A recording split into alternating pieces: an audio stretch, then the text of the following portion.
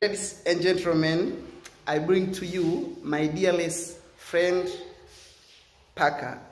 It is my Paka. Paka ni mwanaume au mwanamke? Okay, huyu Paka ni mwanamke, kwa she's my Paka. I think niko sawa.